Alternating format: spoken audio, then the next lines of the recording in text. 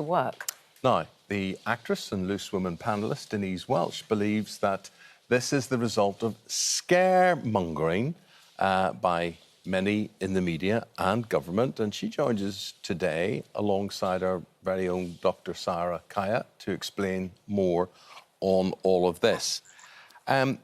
Denise, why have you got talking about this? Why do you feel you want to articulate this? Because you know, as you do, this is only your opinion. This is not the facts and figures being given to us by the government or the interpretation, which I think you've got the main problem with by the media. Why are you putting your head above the parapets on this? Well, to be honest, Eamonn, I disagree with you there, if I may, because everything I do put out is actually based on the government's facts and figures. And I have taken a lot of criticism for this, but I've never felt so passionate about anything in my life. As you know, and Ruth knows very well, that I have been very outspoken as a mental health advocate for 31 years. So everything that I do publicly or on Twitter of this nature is trying to find a parity between how we deal with physical illness and how we deal with mental illness on the same level. And I have been shocked and appalled by the way the government and indeed our media have represented this virus to people. We now have the collateral damage where depression, clinical depression, that's major depressive disorder, has doubled in this country as a result of it. Anorexia is nearly doubled in young people because they feel like they're out of control of their lives. And basically for 5 months now, we have had a rolling death count every day. We've never had one for the 500 that die of cancer every day. We've never had one for 180 people who die of heart disease every day, or 20 plus at the moment who are dying of suicide every day. Now, of course we haven't, but if we did, we'd all have been locked up because we couldn't be able to deal with it. But funnily enough, as things have improved drastically over the few months, I noticed that I didn't see the other day when the news starts, bong, nobody dies in the UK because of a corona-related illness. No, what we have is, bong, fears rise as spikes reach 1,075 positive tests a day. So if you're going to frighten us with how many we're dying every day, please enlighten us and tell us how things have improved, that when no one is dying. Because as a mental health person, and if people want to say she's on about that again, I don't care, because of the people that it does help, is that I will do anything to help balance the fear-mongering. The other day, it said universities could become the care homes of the second wave. How dare they?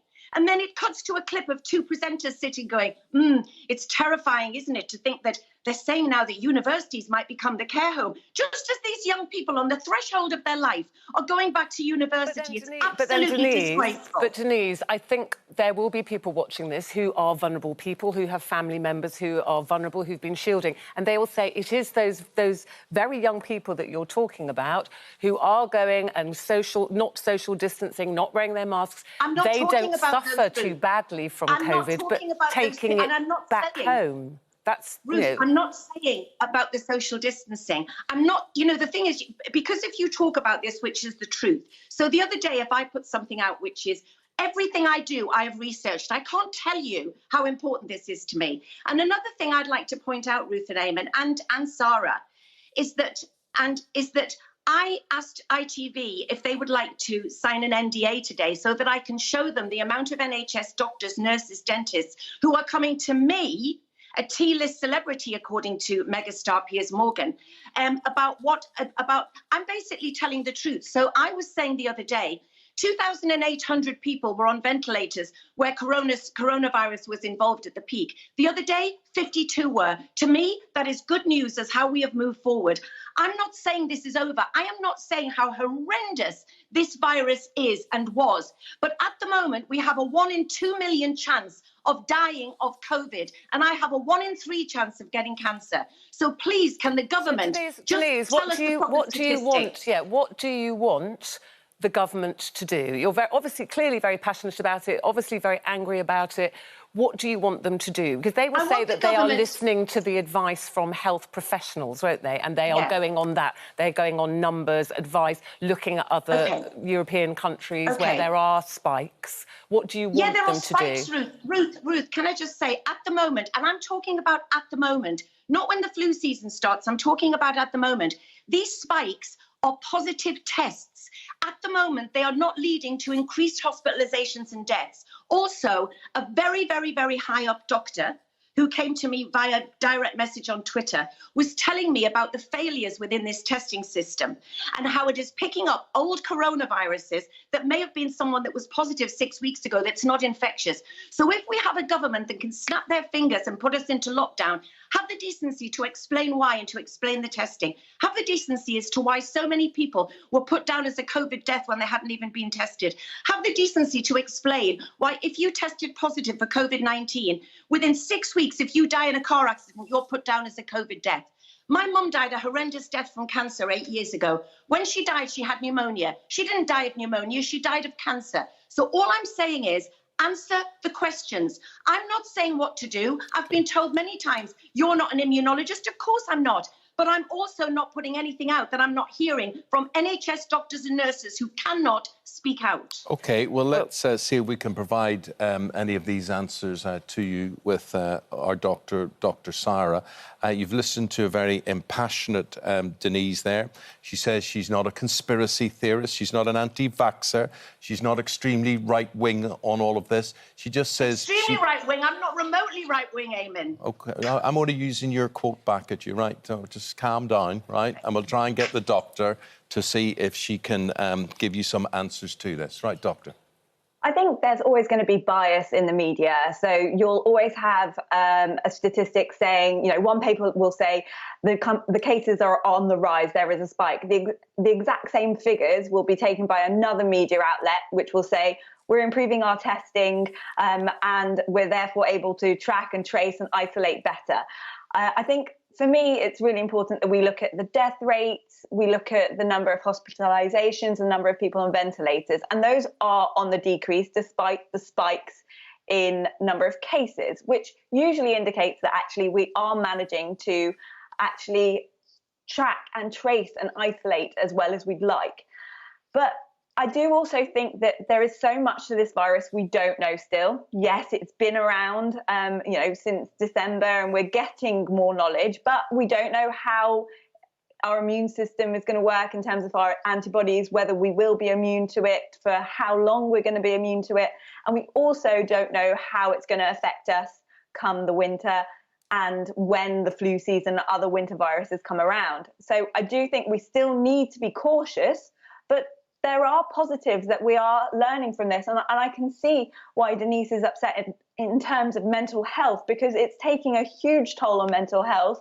And, you know, I've seen it even in clinics and I've seen how my patients are suffering with it. But I think we do still need to be cautious. We do still need to practice social distancing, wearing masks, washing hands. See, Denise, this is all quite complicated because this is a time of national emergency. And as I know from myself at the start of all of this, you're not allowed to question the narrative on such things. So there are restrictions on publications, there are restrictions on broadcasters, and there will be a lot of people saying that you are simply rabble-rousing, you're creating panic with all of this. How am I creating panic, Eamonn? I'm giving the data, which the other day I said, Doncaster Hospital celebrates 8 weeks without a COVID case. Someone put, oh, I'm sick of this, you're disgusting. Is that not great? Do you know why? Because when the flu season comes, the NHS is overwhelmed every single year, particularly in years like 2017, 2018, when 30,000 people died, excess deaths related to flu and cold conditions. We never heard about that because none of us knew this rolling count thing. It happens every year. But the fact is that before the flu season happens and before people are allowed to put things down as COVID death when maybe they haven't been tested, all I want to say to people is, 5 months ago, the wonderful doctors and nurses in the NHS, nobody knew about this is what they're telling me. Nobody knew about it. But now we have dexamethasone, we have hydrocortisone, we have remdesivir, we have proning the patients instead of putting them on ventilators. All I'm saying is that we don't need to go back, hopefully, to where we were 5 months ago. Yes. That's surely good news. That is not me rabble-rousing. What you're saying to people who are maybe watching this at home today and are not in work, you're saying, let's stop all this lockdown business and get back to work. That's what you're saying, isn't it? I'm not telling anybody what to do. I'm trying to allay the fears of people who think that if they go outside and touch somebody, they're going to die of coronavirus. There is more chance of us walking outside and being hit by a bus at the moment than dying of this virus at the moment. And so why, therefore, are we still prioritizing this virus over everything else? The cancers are 500 a day. They always are. Heart disease. My GP friend told me in tears that she has had middle-aged men presenting on the phone, going through a heart attack because they will not go to their local hospital because we have frightened people into thinking that they're death zones. The local hospital she refers to has zero COVID and has had for weeks. Let's hear what the doctor says. Sorry, we had a man on the show last week whose cancer is now terminal because he couldn't get his treatment. And do you think that the people are too frightened to come out? The message needs to change. It's like, yes, we have to be careful, but we've got to stop being so frightened and be able to come out of our homes, go back to work, go back to hospitals, get your treatment. Oh, it's imperative that if you are not well, if you're getting any new symptoms, you need to discuss it with your GP. Unfortunately, with this coronavirus pandemic, we know that there were going to be the people that died from coronavirus, but there was also going to be the indirect deaths, those that died because they weren't able to get to hospital appointments, too scared to go to hospital appointments, and then also the long-term deaths, those that die as a result of, not being able to get the education, the finance, all the other things that are needed to survive long term. And I think it's so important that, please, if you have symptoms, you must speak to your GP. Okay, and at guys. the moment, of course, yes. At the moment, people aren't putting their sick relatives into hospital because they won't be able to see them, and it's criminal. Okay. If the hospital is anyway. Sorry, I know I'm passionate about this. But you're not alone, Denise. You're allowed to be passionate, Denise. We're looking at other celebrities here. John Bishop saying no one is suggesting COVID-19 is not a significant problem, but to change the way we all live, the damage that is doing to our young people, which is a point that Denise was talking about mental health. Lord Alan Sugar says basically get your can't say that next bit, back in there now to work. Same with local councils. Big business isn't helping. We need people back to work. And the football commentator Jeff Stelling says, I am just frustrated by the nanny state wanting to make sure I will live forever, or at least what feels like forever. Now, do celebrities, do people in the public eye like Denise speaking out help you, hinder you, give you confidence, reassure you, speak for you or not? Let us know throughout the programme. Dr Sarah, Denise, thank you both very much indeed. Yes, thank you. And Denise, we talked about mental health, and you are an amazing advocate for raising mental health issues. And Denise's book about her own depression, The Unwelcome Visitor, is out now and doing extremely well, and has certainly opened a conversation. Denise, thank you very much for your passion. Thank you very much. Thanks. Bye, guys. Thank you, Dr. Sarah.